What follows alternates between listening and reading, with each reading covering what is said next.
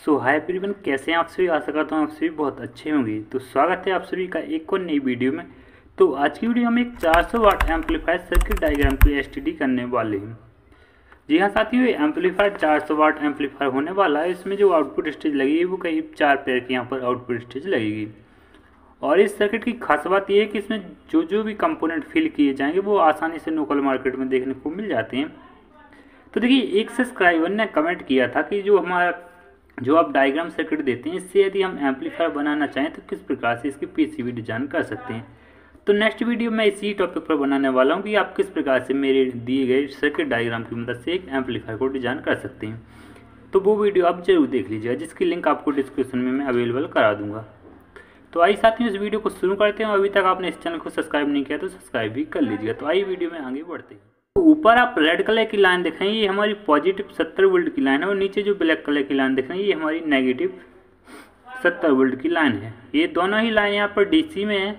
और ट्रांसफार्मर की बात करें तो आप इस पोर्ट में करीब 45 का ट्रांसफार्मर लगा सकते हैं, जो कि यहाँ पर 10 एम्पियर या फिर 8 एम्पियर का हो सकता है।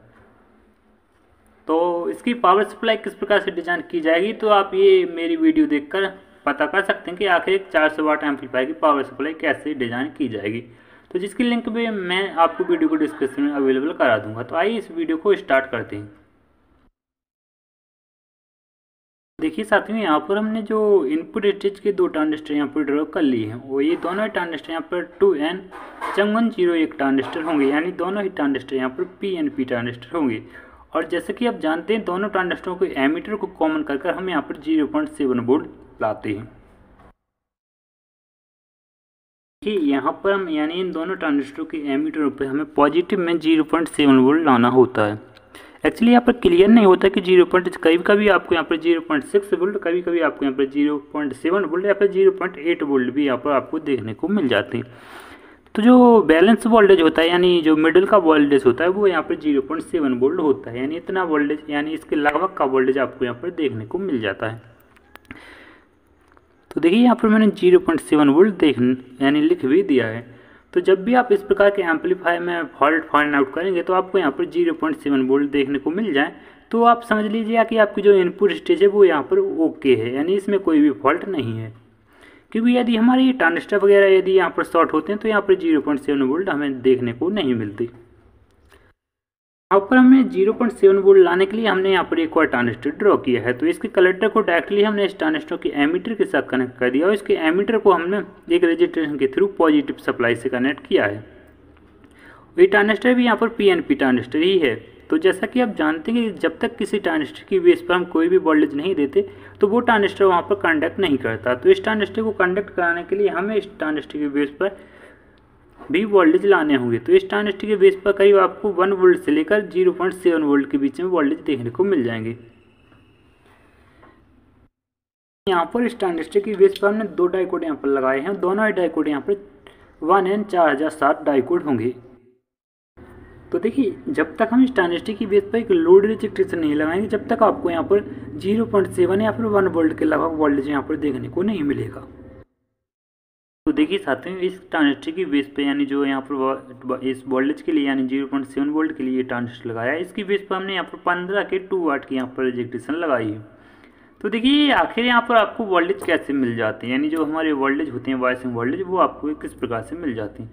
तो जैसा कि आप जानते हैं कि डाइकोड यहाँ पर हमारे थोड़े बहुत वोल्टेज को ड्रॉप कर लेते हैं। तो जो वोल्टेज ये ड्रॉप कर लेते हैं उतने ही वोल्टेज हमें इस ट्रांजिस्टर की बेस पर देखने को मिल जाते हैं। तो इस प्रकार से, यानी मान लीजिए इन दोनों डाइकोडों ने यहाँ पर 0.7 वोल्ट को यहाँ पर ड्रॉप किया, तो यहाँ से जब माइनस सप्लाई आएगी तो आपको यहाँ पर माइनस में 0.7 वोल्ट या फिर जितने वोल्टेज ये ड्रॉप करेंगे उतने ही वोल्टेज आपको यहाँ पर देखने को मिल जाते हैं। तो इस प्रकार से आपको यहाँ पर 0.7 वोल्ट या फिर 0.8 वोल्ट के लगभग यहाँ पर वोल्टेज देखने को मिल जाएंगे। और साथ ही यदि आप इस रिजेक्टेशन को ग्राउंड के साथ कनेक्ट करना चाहें तो भी कर सकते हैं, कोई प्रॉब्लम वाली बात नहीं। ये यहाँ पर आप 10K की रिजेक्टेशन 2 वाट की आप यहाँ पर GND से भी कनेक्ट कर सकते हैं। देखिए, जो दोनों हमारे ट्रांजिस्टर इनपुट स्टेज और ये डिफरेंशियल स्टेज का ट्रांजिस्टर है, ये दोनों ट्रांजिस्टरों के कलेक्टर को हमने माइनस सप्लाई से जुड़ा है। लेकिन जो हमारा यहाँ पर इनपुट स्टेज का ट्रांजिस्टर है, इसके कलेक्टर पर हमने एक 1K की रिजेक्टेशन लगाई है। यहाँ पर इस ट्रांजिस्टर की बेस पर हमने एक कैपेसिटर लगाया है जो कि यहाँ पर PF है यानी नॉन पोलराइज्ड कैपेसिटर है, ये यहाँ पर 104 का कैपेसिटर होगा। आप चाहें तो इलेक्ट्रोमैग्नेट यानी पोलराइज्ड कैपेसिटर भी लगा सकते हैं जो कि यहाँ पर 1 माइक्रोफैराड या फिर 4.7 माइक्रोफैराड का हो सकता है। तो देखिए जैसा कि आप जानते हैं कि इस ट्रांजिस्टर की बेस पर हम जब तक कोई यानी वोल्टेज नहीं देंगे तो तब तक ये ट्रांजिस्टर हमारा यहाँ पर कंडक्ट नहीं करेगा। तो इस ट्रांजिस्टर की बेस पर वोल्टेज लाने के लिए हम यहाँ पर एक रजिस्ट्रेशन ग्राउंड के साथ कनेक्ट कर देते हैं। साथियों यहाँ पर एक 820 ओम को एक यहाँ पर 330 के की रजिस्ट्रेशन लगाई है इस ट्रांजिस्टर की बेस पर। तो देखिए यहाँ पर जितनी भी रजिस्ट्रेशन लगी हुई है ये सभी क्वार्टर वाट की होंगी और जिस रजिस्ट्रेशन की मैं यहाँ पर वाट लिखता हूँ वो उतने वाट की यहाँ पर रजिस्ट्रेशन होगी। तो देखिए यहाँ पर हमने दो रजिस्ट्रेशन को सीरीज में जोड़कर इस ट्रांजिस्टर की बेस पर कनेक्ट किया है। देखिए साथियों जैसा कि आप जानते हैं कि जो हमारा फीडबैक वाला ट्रांजिस्टर यानी डिफरेंशियल स्टेज का ट्रांजिस्टर होता है इस बेस पर हमें एक नेटवर्क क्रिएट करना होता है, नेटवर्क लगाना होता है। तो देखिए यहाँ पर ये 100 माइक्रोफैराड का एक कैपेसिटर होगा और देखिए यहाँ पर एक रजिस्ट्रेशन भी लगाई जाती है। तो आप यहाँ पर देख सकते हैं जो हमने यहाँ पर 820 ओम की रजिस्ट्रेशन लगाई ये वही रजिस्ट्रेशन है, लेकिन यहाँ पर हमने यहाँ पर ये रजिस्ट्रेशन लगाई। आप चाहें तो यहाँ पर डायरेक्टली ये रजिस्ट्रेशन लगा के इसे ग्राउंड के साथ कनेक्ट कर सकते हैं। ये 330 के की रजिस्ट्रेशन लगी है, इसे भी हम डायरेक्टली ग्राउंड के साथ रजिस्ट्रेशन को कनेक्ट कर सकते हैं। लेकिन यहाँ पर हमने दोनों रजिस्ट्रेशन को सीरीज में जोड़कर और इसके मिडिल पिन पर हमने यानी जो इसका मिडिल यानी कॉमन पॉइंट होगा इसी पर हमने इस कैपेसिटर को कनेक्ट कर दिया है। तो देखिए ऐसे में भी ये काम करता है और वैसे में भी काम करता है, तो कोई दिक्कत वाली बात नहीं, ये हर प्रकार से यहाँ पर वर्केबल होगा। तो देखिए यहाँ पर एक रजिस्ट्रेशन और लगाई जाती है इनपुट स्टेज में। आप जो कैपेसिटर देख रहे हैं इस साइड, तो इस कैपेसिटर के इस साइड से यहाँ पर एक 100 के की रजिस्ट्रेशन GND के साथ कनेक्ट की जाती है। तो ये रजिस्ट्रेशन किस लिए लगाई जाती है मैं ये भी आपके सामने एक बार एक्सप्लेन करा दूँ कि जब भी आप अपने एम्पलीफायर को मिक्सर वगैरह से ऑडियो इन देते हैं तो यहाँ पर करीब 1 वोल्ट की इनपुट आती है। तो इससे आपकी साउंड क्वालिटी यहाँ पर मेंटेन रहे यानी ख़राब ना हो, तो इसीलिए हम यहाँ पर एक 100 के की रजिस्ट्रेशन लगा देते हैं जिससे कि यहाँ पर ज़्यादा साउंड यानी ज़्यादा जो साउंड है इस ट्रांजिस्टर में इनपुट ना हो। तो यदि आप इसे मिक्सर वगैरह या फिर एक प्रोफेशनल प्री एम्पलीफायर से चलाते हैं तो आप यहाँ पर एक 100 के की रजिस्ट्रेशन लगा लीजिएगा। तो फिलहाल मैं यहाँ पर आपको एक 100 के की रजिस्ट्रेशन लगाकर आपको बता देता हूँ।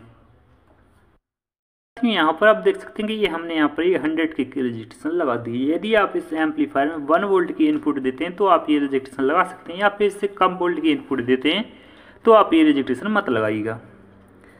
तो आई होप कि आपको ये बात समझ में आ चुकी होगी। तो देखिए यहाँ से आप जो भी हम यहाँ पर इनपुट देंगे यानी इस पॉइंट पर हम जो भी इनपुट देंगे ऑडियो इन करेंगे तो आप हमें इस इनपुट स्टेज से आउटपुट कहाँ से मिलेगा, तो आपको इस पॉइंट से यहाँ पर आउटपुट देखने को मिल जाएगा, यानी इस ट्रांजिस्टर की कलर से आपको आउटपुट देखने को मिल जाएगा। यहाँ से आपको इनपुट लेवल से थोड़ा ज़्यादा आउटपुट देखने को मिल जाएगा।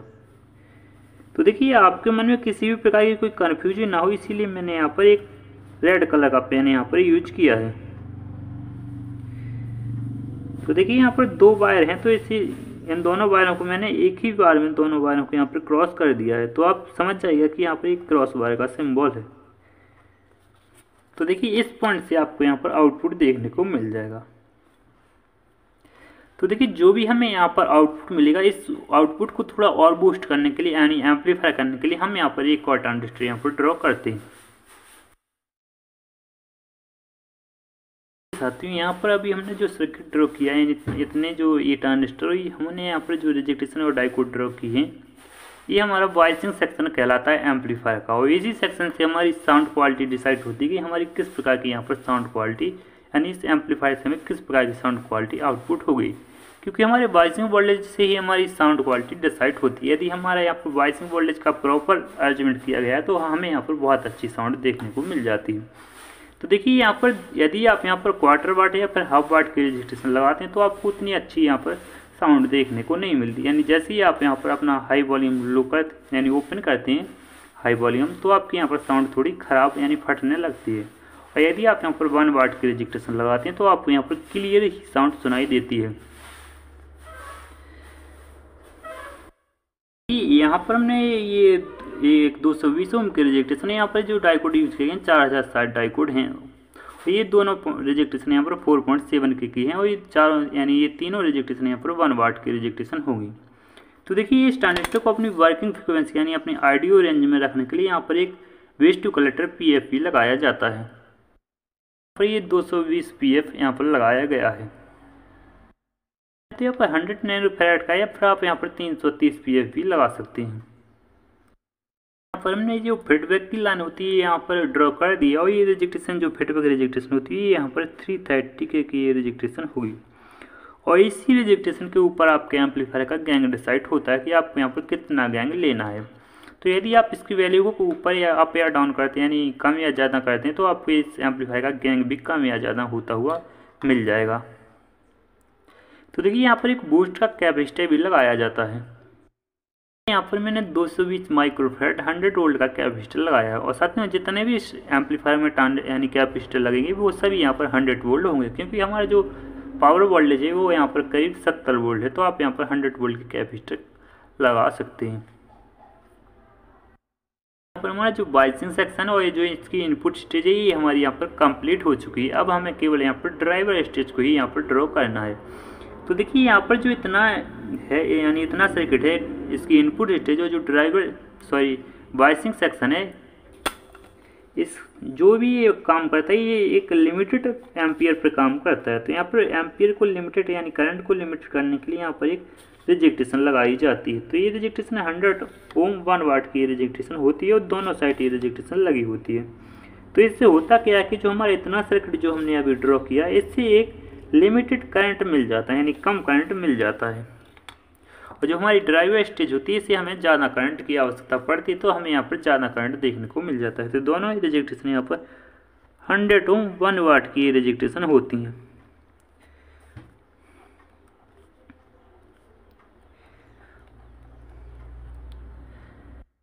ये आखिर किस लिए लगाई जाती है ये रिजेक्टेशन? आप चाहें तो नहीं भी लगा सकते हैं। तो एक्चुअली होता क्या है कि यदि हमारे यहाँ पर कोई ट्रांजिस्टर वगैरह शॉर्ट होता है तो क्या होता है हमारी ये रिजेक्टेशन यहाँ पर जल जाती हैं, तो हमारी अदर कंपोनेंट यहाँ पर सेफ रहती हैं। अदरवाइज हम यहाँ पर ये रिजेक्टेशन नहीं लगाएंगे तो यहाँ पर हमारा हाई एम्पियर हुआ, तो इस कारण से यदि एक ट्रांजिस्टर यहाँ पर शॉर्ट होता है तो हमारे सभी ट्रांजिस्टर को ये यहाँ पर शॉर्ट कर देगा। तो इस रिजेक्टेशन के लगाने से हमें यहाँ पर एक प्रोटेक्शन भी देखने को मिल जाती है। तो आइए इस वीडियो में आगे बढ़ते हैं, वो यहाँ पर और कंपोनेंट यहाँ पर फील्ड करते हैं।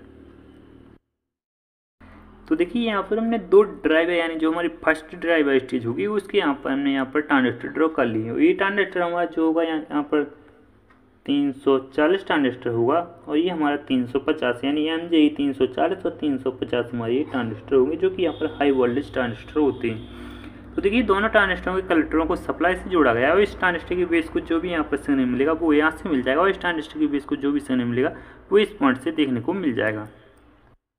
कि यदि आप यहाँ पर 100 वाट की यानी इस सर्किट से केवल 100 वाट की आउटपुट लेना चाहते हैं तो आपको यहाँ पर कुछ नहीं करना, केवल यहाँ पर आपको एक पेयर की यहाँ पर आउटपुट स्टेज लगा देनी है। तो आपको यहाँ पर 100 वाट की आउटपुट देखने को मिल जाएगा और जो भी आपका यहाँ पर बी पॉजिटिव होगा वो आपको यहाँ से मिल जाएगा और यहाँ पर आपको बी नेगेटिव देखने को मिल जाएगा।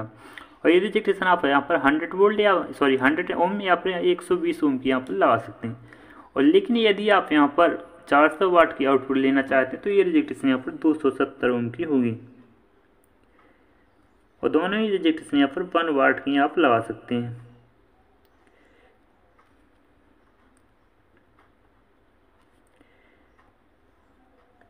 तो देखिए अब कंडीशन क्या होती है कि यदि हम यहाँ पर एक और ड्राइवर स्टेज लगाते हैं तो हमें यहाँ पर बाइसिंग वोल्टेज को भी थोड़ा बढ़ाना होगा, क्योंकि हमारी यहाँ पर एक और ड्राइवर स्टेज लगने वाली है। तो हम बाइसिंग वोल्टेज को बढ़ाने के लिए क्या करेंगे, हम यहाँ पर जो 2 डाइकोड यहाँ पर लगे हुए हैं एक और डाइकोड इसी के सीरीज में यहाँ पर कनेक्ट कर देंगे। तो फिलहाल आप कमेंट में बता दीजिएगा कि यहाँ पर किस प्रकार से ये डाइकोड कनेक्ट होगा। देखिए यहाँ पर जो हमने फाइनल ड्राइवर स्टेज ड्रॉ की है सेम जो हमारी फर्स्ट ड्राइवर स्टेज है उसी प्रकार से यहाँ पर ड्रॉ की है। यहाँ पर जो रिजेक्टेशन लगी हुई वो 100 ओम 2 वाट की है और यहाँ पर जो रिजेक्टेशन लगी हुई थी 270 ओम 1 वाट की रिजेक्टेशन लगाई गई थी। यहाँ पर जो ट्रांजिस्टर ड्रॉ की गई थी वो 340 है, लेकिन यहाँ पर TIP 41C और TIP 42C ट्रांजिस्टर यहाँ पर ड्रॉ की गए हैं। तो देखिए जो भी आपको ड्राइवर बोर्ड से वायर यानी मिल जाते हैं वो आपको यहाँ पर देखने को मिल जाएंगे। ये आपका यहाँ पर B पॉजिटिव हो जाएगा और ये हमारा यहाँ पर B नेगेटिव हो जाएगा और ये हमारा यहाँ पर फीडबैक का पॉइंट हो जाएगा। तो देखिए यहाँ पर ये कैपेसिटर लगी हुई है, इसका भी आपके सामने एक बार जिक्र कर देता हूँ। अब अदरवाइज आप बोलेंगे कि ये कैपेसिटर यहाँ पर किस लिए लगाए गए थे। तो देखिए यहाँ पर ये रिजेक्शन लगी हुई है, यहाँ पर वो यहाँ पर, तो यहाँ पर थोड़ा करंट यानी कम करंट आपको देखने को मिल जाएगा। यहाँ पर कई थोड़ी वोल्टेज भी आपको यहाँ पर ड्रॉप हुई देखने को मिल जाएंगे। तो देखिए यहाँ पर थोड़ी वोल्टेज की स्टेबिलिटी हम यहाँ पर एक 1000 माइक्रोफैराड के यहाँ पर कैपेसिटर लगा देते हैं। तो 1000 माइक्रोफैराड के कैपेसिटर होंगे। आप चाहें तो यहाँ पर 100 या फिर 500 माइक्रोफैराड के कैपेसिटर भी आप यहाँ पर लगा सकते हैं। तो देखिए ये दोनों ही कैपेसिटर यहाँ पर 100 वोल्ट के होंगे, क्योंकि यहाँ पर वर्किंग जो हमारा वर्किंग वोल्टेज है वो भी हमारा यहाँ पर 70 वोल्ट है। तो दोनों ही कैपेसिटर यहाँ पर हमारे 1000 माइक्रोफैराड 100 वोल्ट के कैपेसिटर होंगे। तो देखिए इस प्रकार से ये सर्किट डायग्राम कंप्लीट होता है। केवल आपको यहाँ पर एक डायोड कनेक्ट करना होगा यदि आप इसमें ए ड्राइवर स्टेज लगाते हैं। यदि आप ये ड्राइवर स्टेज नहीं लगाते तो आपका काम चल जाएगा और आपको यहाँ पर करीब 150 वाट की आउटपुट देखने को मिल जाएगी। लेकिन यदि आप यहाँ से 400 या फिर 450 वाट की आउटपुट लेना चाहते हैं तो आपको यहाँ पर एक और ड्राइवर स्टेज लगानी होगी। आपको यहाँ पर एक और डायोड यहाँ पर सीरीज में कनेक्ट करना होगा। तो खैर इतना तो आप जानते होंगे कि किस प्रकार से आप यहाँ पर एक और डायोड कनेक्ट कर सकते हैं। तो कैसी लगी वीडियो कमेंट में जरूर बताइएगा, और आशा करता हूँ आपको वीडियो पसंद आया तो इस वीडियो को लाइक देन चैनल को सब्सक्राइब जरूर कर लीजिए। तो मिलते हैं किसी अन्य वीडियो में, जब तक के लिए हैव ए नाइस डे। जय हिंद, वंदे मातरम। तो यहाँ पर हम एक बार इसकी आउटपुट स्टेज की भी चर्चा कर लेते हैं। तो आप यहाँ पर 5200 की 4 पेयर की आउटपुट स्टेज लगा सकते हैं।